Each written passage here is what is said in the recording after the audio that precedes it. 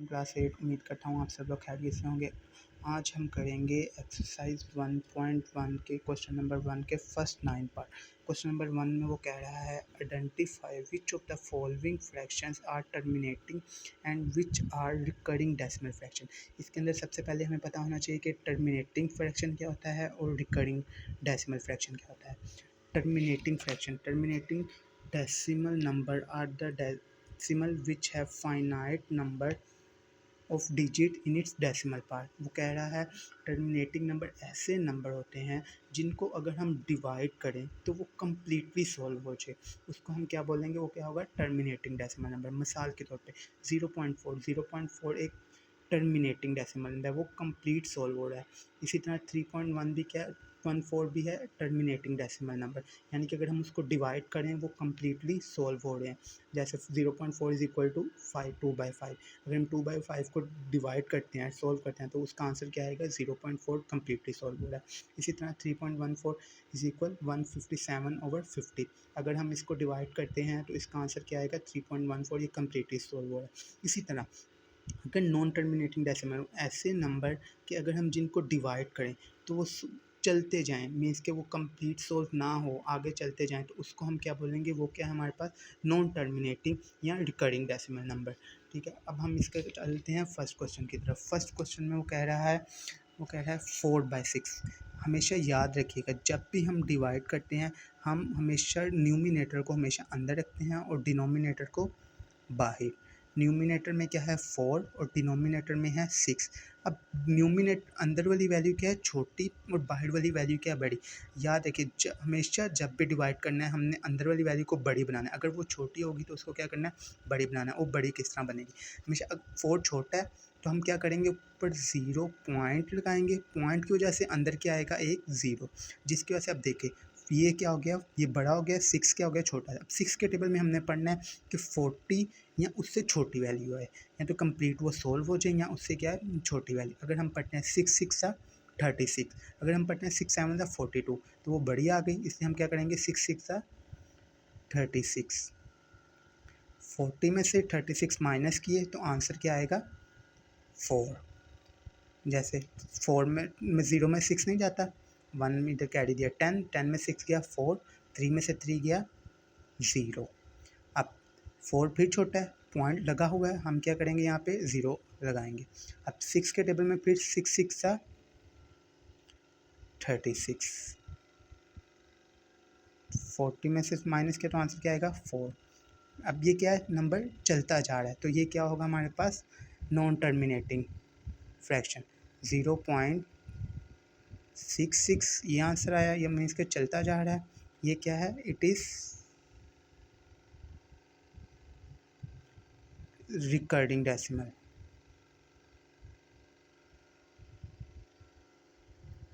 Is recurring decimal fraction. अब हम चलते हैं दूसरे क्वेश्चन की तरफ। दूसरे क्वेश्चन में वो कह रहा है 11/12। इसमें भी हम वही करेंगे, 11 को हम रखेंगे अंदर और 12 को हम रखेंगे बाहर। अब 12 का टेबल पढ़ना है। अब 11 क्या है, 12 से छोटी। फिर इसी तरह हम करेंगे, ऊपर पॉइंट लगाएंगे और अंदर क्या आएगा, 0। 110। अब हमने देखना है 12 के टेबल में 110 कम्प्लीटली सोल्व हो या उससे छोटी वैल्यू है। अगर हम पढ़ते हैं 12 के टेबल में 12 9 ज़ा 9 2 ज़ा 18, 8 आ गया, 1 ऊपर कैरी किया। अब 9 1 ज़ा 9 और 1 में 1 प्लस किया तो क्या आ गया, 10। 12 के टेबल में 9 से किया तो 108 आ गया, अगर हम 10 से करते हैं तो वो क्या आ जाएगी, बड़ी वैल्यू आ जाती है। फिर हम क्या करेंगे, 12 9 ज़ा 108। अब माइनस करेंगे, 0 में से 8 नहीं जाता है, 1 कैरी दिया इधर, 10 में से 8 गया 2, 0 में से 0 गया 0, 1 में से 1 गया 0। अब 2 छोटा है 12 से, फिर हम क्या करेंगे, पॉइंट लगा हुआ है, पॉइंट लगा है तो हम यहाँ पे क्या लिखेंगे, 0। अब 12 1 ज़ा 12, माइनस किया तो 20 में से 12 माइनस किया तो क्या, 2 में 0 में से 2 नहीं जाता। फिर हम क्या करेंगे, 10 में से 2 गए 8, 1 में से 1 गए 0। फिर 8 छोटा है, पॉइंट लगा हुआ है, हम यहाँ पे क्या लगाएंगे, 0। अब 12 के टेबल में देखें, 12 के टेबल में 80 या उससे छोटी वाली होगी। 12 6 अगर हम 12 को मल्टीप्लाई करते हैं, 12 6 6 2 12, 6 1 कैरी गया, 6 1 6 7, तो आंसर क्या है 72। 12 के टेबल में करेंगे 12 6 72,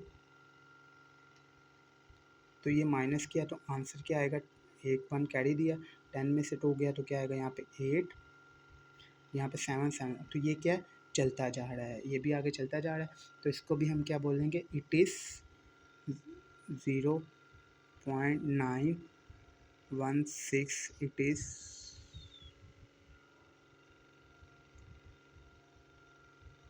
recurring decimal.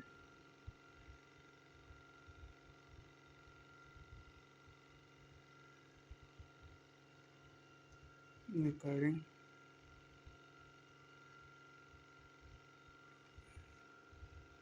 डेसिमल।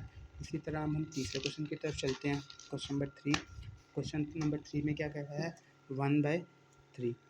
इसी तरह 1 को अंदर रखा और 3 को क्या रखा बाहर। 1 छोटा है, ऊपर लगाएंगे 0.0 आ गया। अब 3 के टेबल में 10, 3 3 9, 10 में से 9 को माइनस करें तो आंसर क्या आएगा 1, पॉइंट लगा है तो हम क्या लगाएंगे यहाँ पे 0, 3 3 9, 10 में 9 के 1, तो ये भी क्या है चलता जा रहा है, तो इसको भी हम क्या बोलेंगे कि 0.33 इट इज रिकरिंग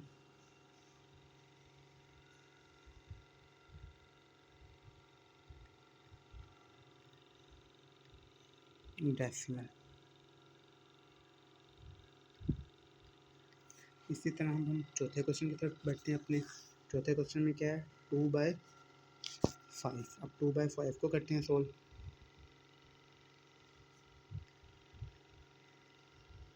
2 अंदर 5/, इस तरह 2 छोटा 5 बड़ा, फिर 0 पॉइंट यहाँ पे 0 है। अब 5 के टेबल में 20 है, 5 4 20, ये कम्प्लीटली सोल्व हो गया।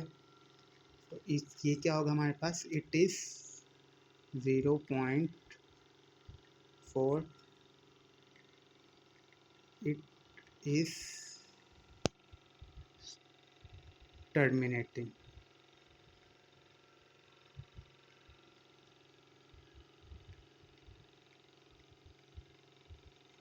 It is terminating decimal. इसी तरह ठीक है। अब हम चलते हैं अपने क्वेश्चन नंबर 5 की तरफ। क्वेश्चन नंबर 5 में वो क्या कह रहा है, 8/11। अब क्या करेंगे, इसको सॉल्व करेंगे। अब 8 को अंदर रखेंगे और 11 को बाहर। अब 11 का टेबल फिर इसी तरह पॉइंट लगाया, यहाँ पे 0। अब 11 का टेबल पढ़ना है, 11 6 66, 11 7 77, 80 में से 77, 8 में से 1 कैरी दिया इधर, 10 में 7 के 3 0। अब फिर छोटा पॉइंट लगा तो हम यहाँ पे क्या लगाएंगे 0। अब 11 3 33, फिर हम क्या करेंगे 11 2 22, 30 में से 22 माइनस यानी 3 में से 1 कह दिया 10, 10 में से 2 गया 8, फिर 0, तो इट्स मीन ये नंबर क्या है चलता जा रहा है। तो ये भी क्या होगा हमारे पास 0.72 डॉट इट इज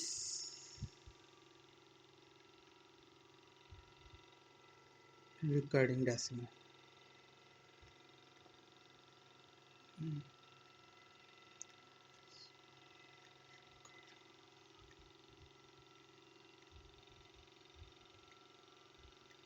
अब हम चलते हैं अपने अगले क्वेश्चन की तरफ। हमारा नेक्स्ट क्वेश्चन है क्वेश्चन नंबर 6। क्वेश्चन नंबर 6 में वो कह रहा है 5/12। तो 5/12 को सॉल्व करना है। 5 अंदर रखेंगे, 12 को बाय। अब 12 के टेबल में देखें, 5 छोटा है, फिर उसी तरह पॉइंट लगाएंगे, इधर क्या आएगा 0।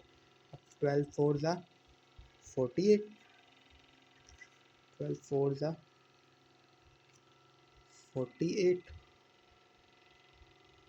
10 में से 1 कह दिया, 10 में से 8 गए 2 आ गया, यहाँ पे क्या रह गया 4, 4 में से 4 के 0, पॉइंट लगा हुआ, हम यहाँ पे क्या करेंगे 0। अब 12 1 ज़ा 12, अगर हम 2 से करते तो वैल्यू में क्या आ जाता था बड़ी, 10 में से 1 0, 2 में से 1 क्या गया 10, 10 में से 2 गया 8, यहाँ पे 1, अब क्या आ गया 8, अब फिर पॉइंट लगा 0। अब 12 के टेबल में देखें 80 आते हैं, उससे छोटी वाली 12 6 सा 72, 12 6 सा 72, फिर से 1 कह दिया 8, तो ये भी वैल्यू क्या चलती जा रही है, तो इस मीन के 0.416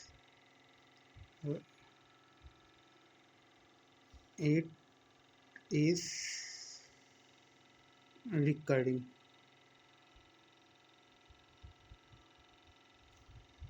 decimal। इस तरह हम चलते हैं अपने अगले क्वेश्चन की तरफ। अगले क्वेश्चन में वो कह रहा है 5/7। अब हम इसको क्या करेंगे सॉल्व करेंगे। 5/7, 5 को अंदर रखा, 7 को बाहर रखा, अब फिर इस तरह पॉइंट लगाया, अब इधर क्या आएगा 0। 7 का टेबल हमने पढ़ना है कि इस ऐसी वैल्यू पे आए कि यहाँ इससे छोटी वैल्यू आए या कम्प्लीटली सॉल्व है। अगर हम 7 5 ज़ा करते हैं, 7 5 ज़ा 35, अगर हम करते हैं 7 6 ज़ा 42, अगर हम करते हैं 7 को 7 से तो 7 7 ज़ा 49, फिर हम क्या करेंगे 7 7 ज़ा 49, 50 में से 49 माइनस, यानी इसको 10 5 में इसको कह दिया 10, 10 में से 9 गए 1 आ गए, यहाँ पे 4 आ गए, 4 में से 4 के 0, अब पॉइंट लगा, पॉइंट को ऐसे यहाँ पे क्या आ जाएगा 0। अब क्या होगा 7 के टेबल में 7 1 ज़ा 7, 10 में से 3 7 माइनस के तो आंसर क्या आएगा 3, पॉइंट लगा 0। 7 4 ज़ा 28, 30 में से 28 माइनस के तो क्या आएगा 2, इस मीन के ये भी क्या चलता जा रहा है, तो ये भी क्या होगा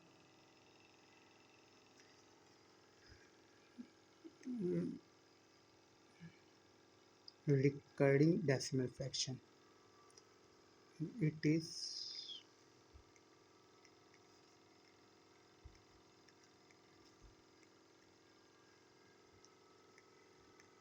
recurring decimal।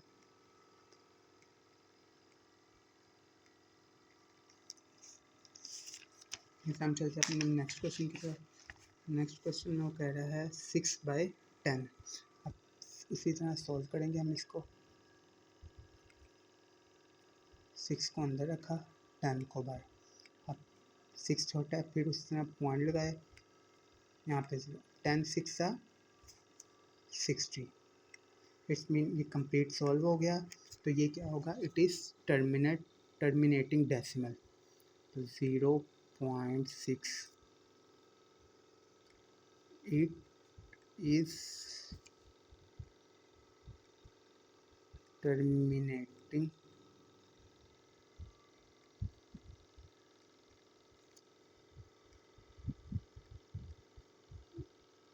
डेसिमल। अब इसी तरह हम चलते हैं अपने नेक्स्ट क्वेश्चन की तरफ, क्वेश्चन नंबर 9 की तरफ। क्वेश्चन नंबर 9 में वो कह रहा है 16/20, 20 को ना बाइट, 20 16 से क्या बड़ा है, तो हम क्या करेंगे ऊपर लगाएंगे पॉइंट, तो अंदर क्या आएगा 0। अब हमने 20 का टेबल पढ़ना, अगर हम 20 को 6 से मल्टीप्लाई करते हैं, 6 0 0, 6 2 ज़ा 12, अगर हम 20 को करते हैं 7 से, 7 0 0, 7 4 ज़ा 14, तो 20 को अगर हम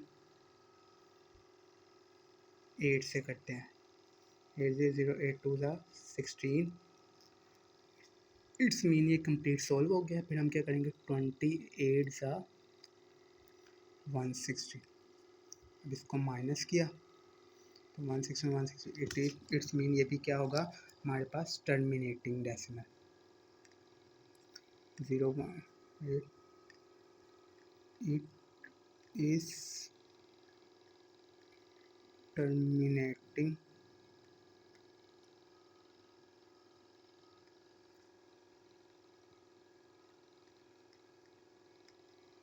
डेसिमल फ्रैक्शन। तो आज हमारे हो गया क्वेश्चन नंबर 9। उम्मीद करता हूँ कि आपको क्वेश्चन समझ आए होंगे। अब हम मिलेंगे अपनी नेक्स्ट वीडियो में इंशाल्लाह ताला। अल्लाह हाफिज़।